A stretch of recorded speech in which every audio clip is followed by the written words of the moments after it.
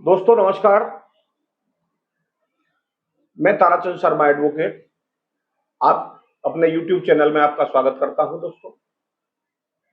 दोस्तों आज का विषय हमारा है कि क्या किसी अपराधी के द्वारा पुलिस के सामने अपना अपराध कबूल कर लिया है, क्या उसके इसी इकबालिया बयान के आधार पर उसको सजा हो सकती है। तो दोस्तों मेरे वीडियो को शुरू से अंत तक देखें, इसमें एक अहम जानकारी आपको मिलेगी और जो आपके बहुत काम की हो सकती है और जिसकी जानकारी होना भी आपको बहुत आवश्यक है। क्योंकि अक्सर देखा जाता है कि जब कोई अपराध होता है तो पुलिस मुलजिम को पकड़ के लाती है और उसके साथ मारपीट करती है बुरी तरह से, और उससे ये कहलवाती है कि हाँ अपराध उसी के द्वारा किया गया है। उससे जबरन इकबालिया बयान ले लिया जाता है और उस पर उसके हस्ताक्षर करा दिए जाते हैं और पुलिस जो है ज्यादा कोई अपनी सबूत इकट्ठा नहीं करती और उस इकबालिया बयान के आधार पर उसका रिपोर्ट चालानी पेश कर देती है, अपनी चार्जशीट भी दाखिल कर देती है और दो चार लोगों के और उल्टे सीधे बयान लेकर के और उसमें चार्जशीट सबमिट कर देती है। उसमें कभी कभी ऐसा होता है कि निर्दोष व्यक्ति फंस जाता है किसी अपराध में और दोषी को सजा नहीं हो पाती और इन्वेस्टिगेशन भी उस मामले का ढंग से नहीं हो पाता। तो दोस्तों यह मैं बता दूं कि पुलिस के सामने अपराध की जो स्वीकृति की गई है वो सजा के लिए पर्याप्त नहीं है, उसके आधार पर किसी भी अभियुक्त को सजा नहीं हो। माननीय सुप्रीम कोर्ट के द्वारा ये फैसले दे दिए गए हैं, बहुत सारे लीडिंग केस हैं, बहुत सारी रूलिंग्स हैं।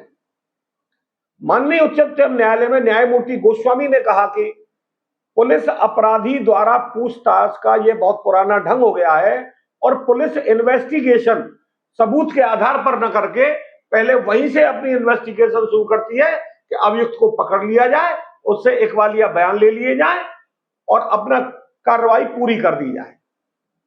जबकि पुलिस का कर्तव्य है कि पुलिस पहले इन्वेस्टिगेशन करे, सबूत इकट्ठा करे और सबूत के आधार पर अभियुक्त के बयान ले और उससे स्वीकृति कराए। अगर बिना सबूत के आप स्वीकृति कराते हैं तो उसकी कोई भी वैल्यू उस मुकदमे में नहीं होगी और उसके आधार पर किसी भी अभियुक्त को सजा नहीं होगी। मात्र पुलिस के द्वारा स्वीकृति प्राप्त कर लेना किसी समस्या का हल नहीं है और न ही उससे मुकदमे का इन्वेस्टिगेशन कंप्लीट हो जाता है। पुलिस को चाहिए कि वो छानबीन वह स्वीकृति से ना चालू करे। पुलिस क्या करती है कि सबसे पहले अपनी जो छानबीन इन्वेस्टिगेशन करता है अभियुक्त की स्वीकृति से ही करती है, जबकि ये गलत सिस्टम है। पहले पुलिस को अपना अन्य एविडेंस कलेक्ट करना पड़ेगा, कैसे कैसे ऑफेंस हुआ, कहां हुआ, किस तरह से हुआ, क्या वेपन उसमें यूज किए गए, पहले उनकी खोज करें तब उसके आधार पर स्वीकृति कराया। पुलिस अधिकारी क्या करते हैं, छोटे रास्ते पर चलना चाहते हैं, बिल्कुल ब्रीफ प्रोसीजर अपनाना चाहते हैं कि आया, अभियुक्त को पकड़ा, स्वीकृति कराई और थोड़ा बहुत एक दो गवाहों के बयान लिए और अपनी चार्जशीट दाखिल कर दी।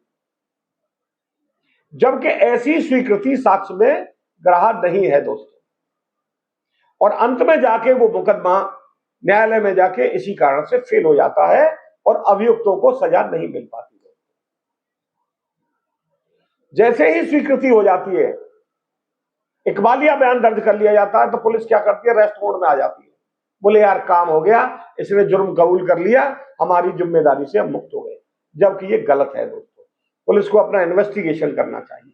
कभी कभी क्या होता है कि पुलिस के डर से भी कोई अगर किसी निर्दोष को पकड़ लिया शक के आधार पर और पुलिस के डर से वो बयान दे देता है कि हाँ साहब, पिटाई के डर से हाँ साहब मैंने अपराध किया है और पुलिस उससे निश्चिंत हो जाती है, जबकि एक निर्दोष उस मामले में फंस जाता है और दोषी को सजा नहीं हो पाती।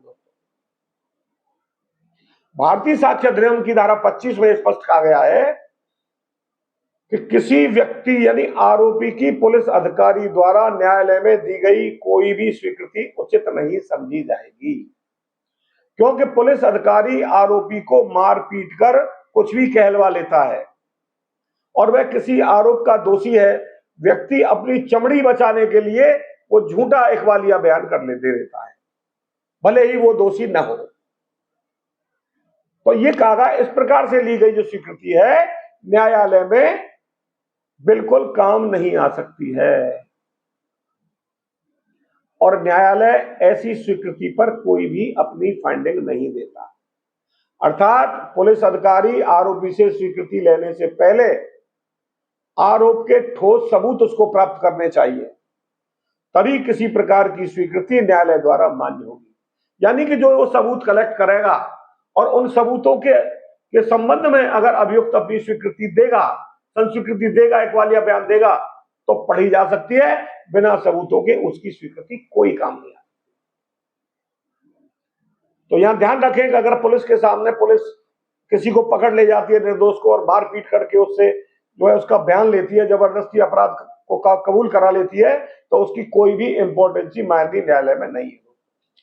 इस संबंध में एक बहुत ही पुराना लीडिंग केस है, नंदिनी सतपथी बनाम पी एल्दानी का मामला है और उसमें माननीय सुप्रीम कोर्ट के द्वारा यह स्पष्ट कहा गया, यदि कोई स्वीकारोक्ति अनैच्छिक पाई जाती है, यानी कि जबरन ली गई है अभियुक्त से, तो उसे साक्ष्य के रूप में किसी भी हालत में स्वीकार नहीं किया जा सकता।